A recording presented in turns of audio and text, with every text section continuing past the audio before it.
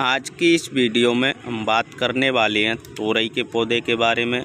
सर्दियों के मौसम में आप अपने तोरई के पौधे पर ज़्यादा से ज़्यादा फल और फूल कैसे पाएं। तो दोस्तों आप इस वीडियो को बिना स्किप किए पूरा ज़रूर देखना, क्योंकि आज की इस वीडियो में हम आपके साथ शेयर करने वाले हैं ऐसे फर्टिलाइज़र के बारे में जिससे आपका भी तोरई का पौधा सर्दियों के मौसम में फलों और फूलों से भरा रहेगा। तो नमस्कार दोस्तों, स्वागत है आप सभी का हमारे लाइव गार्डन टिप्स चैनल पर। तो चलिए दोस्तों वीडियो को शुरू करते हैं। तो जैसा कि दोस्तों और आप सामने देख पा रहे होंगे, हमारे इस तोरई के पौधे पर काफ़ी ढेर सारे फल आए हुए हैं। यदि दोस्तों इसी प्रकार से इस तोरई के पौधे पर फल आते रहे तो शायद फलों की अनगिनत संख्या हो जाएगी और आपको कभी भी बाज़ार से तोरई खरीदने की ज़रूरत भी नहीं पड़ेगी। और दोस्तों इस तोरई के पौधे की जो ग्रोथ है वह काफ़ी फास्ट तरीके से चल रही है और इस ग्रोथ के साथ साथ लीव्स यानी पत्तियां निकल रही हैं, उन्हीं के साथ साथ छोटे छोटे फलों का भी निकलना स्टार्ट हो रहा है। और दोस्तों इस तोरई के पौधे पर इसी प्रकार से चारों तरफ फल आए हुए हैं। तो चलिए दोस्तों अब हम बात कर लेते हैं तोरई के पौधे की केयर के बारे में। तोरई के पौधे की केयर सर्दियों के मौसम में किस प्रकार से करनी चाहिए जिससे तोरई के पौधे पर कोई भी फंगस नहीं लग पाए। तो सबसे पहले दोस्तों आप अपने तोरई के पौधे में 10 से 15 दिन के बाद गुड़ाई ज़रूर कर देनी है। गुड़ाई करने से होता क्या है कि जो आपके तोरई के पौधे की रूट्स हैं वह चारों तरफ फैलने लगती हैं और आपका तोरई का पौधा धीरे धीरे करके ग्रो करने लगता है।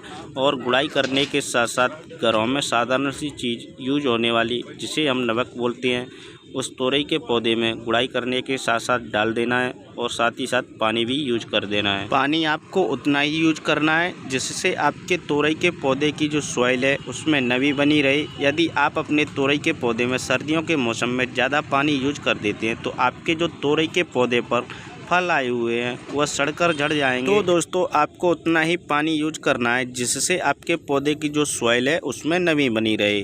तो चलिए दोस्तों अब हम आ चुके हैं तोरई के पौधे की रूट्सों की ओर, जो कि आप सामने देख पा रहे होंगे।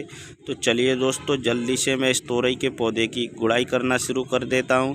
तो जैसा कि दोस्तों और आप सामने देख सकते हैं, मैंने यहां पर इस तोरई के पौधे की गुड़ाई करना शुरू कर दिया है। तो गुड़ाई करते समय आपको एक चीज़ का भी विशेष ध्यान रखना है, आप अपने तोरई के पौधे की ज़्यादा गहरी गुड़ाई बिल्कुल भी नहीं करनी है। यदि आप अपने तोरई के पौधे की ज़्यादा गहरी गुड़ाई कर देते हैं तो आपके तोरई के पौधे की जो रूट्स हैं वह कट सकती हैं और आपका तोरई का पौधा धीरे धीरे करके सूख सकता है।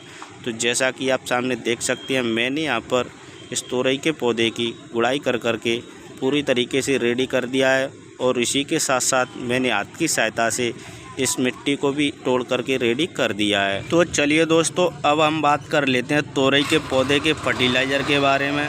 तोरई के पौधे के लिए फर्टिलाइज़र किस प्रकार से बनाना है जिससे तोरई का पौधा फलों और फूलों से भरा रहे। तो जैसा कि दोस्तों और आप सामने देख सकते हैं, मैंने यहाँ पर एक बर्तन में चाय की पत्ती ली है। इस चाय की पत्ती को मैंने यहाँ पर बिल्कुल फ्रेश ली है और इस चाय की पत्ती को मैंने यहाँ पर 10 ग्राम की लगी हुई ली है। तो चलिए दोस्तों इस चाय की पत्ती के साथ साथ मैंने यहाँ पर एक खाली बर्तन लिया हुआ है। इस खाली बर्तन में इस चाय की पत्ती को डाल करके भी तैयार कर देता हूं। जैसा कि आप सामने देख सकते हैं, मैंने यहां पर इस खाली बर्तन में इस चाय की पत्ती को डाल करके भी तैयार कर दिया है। और इस चाय की पत्ती के साथ साथ जो दूसरी चीज़ ली है उसे भी मैं बता देता हूं। तो दोस्तों मैंने यहां पर एक शैम्पू लिया है। इस शैम्पू को हाथ की सहायता से कट कर करके इस चाय की पत्ती में डाल करके भी तैयार कर देता हूं। तो जैसा कि आप सामने देख सकते हैं, मैंने यहाँ पर इन दोनों चीज़ों को इस खाली बर्तन में डाल करके भी तैयार कर दिया है। तो चलिए दोस्तों मैं इन दोनों चीज़ों को हाथ की सहायता से मिक्स कर देता हूं। तो जैसा कि आप सामने देख पा रहे होंगे, मैंने यहाँ पर इन दोनों चीज़ों को मिक्स कर करके भी तैयार कर दिया है। तो चलिए दोस्तों इन दोनों चीज़ों में 1 लीटर पानी भी डाल करके तैयार कर देता हूं। तो जैसा कि आप सामने देख पा रहे होंगे, मैंने यहाँ पर इन दोनों चीज़ों में 1 लीटर पानी डाल करके भी तैयार कर दिया है। तो चलिए दोस्तों इन दोनों चीज़ों को हाथ की सहायता से घोलना भी शुरू कर देता हूं। तो जैसा कि आप सामने देख सकते हैं, मैंने यहाँ पर इस 1 लीटर पानी में इन दोनों चीज़ों को 2 मिनट की कड़ी मेहनत के बाद पूरी तरीके से घोल करके भी तैयार कर दिया है और जो मेरा फर्टिलाइज़र है वह पूरी तरीके से बनकर रेडी हो चुका है। तो चलिए दोस्तों, जल्दी से मैं इस तोरई के पौधे में इस फर्टिलाइज़र को डाल करके भी तैयार कर देता हूं। तो जैसा कि आप सामने देख पा रहे होंगे, मैंने यहाँ पर इस तोरई के पौधे की जो दूर दूर तक गुड़ाई की थी, इसमें चारों तरफ इस फर्टिलाइज़र को डाल करके भी रेडी कर दिया है। तो आप इतना काम कर लेते हैं तो आपका भी तोरई का पौधा सर्दियों के मौसम में फलों और फूलों से भर जाएगा। तो चलिए दोस्तों, फिर मिलते हैं किसी नए टॉपिक के साथ। तब तक के लिए थैंक यू।